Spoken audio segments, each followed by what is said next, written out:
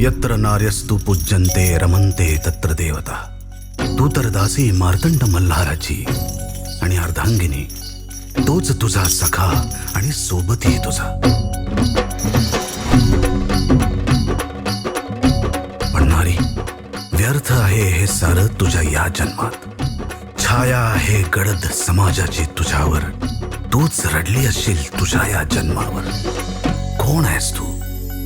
तुला तरी माहितीये का? प्रश्न आहे तुझ्या अस्तित्वावर.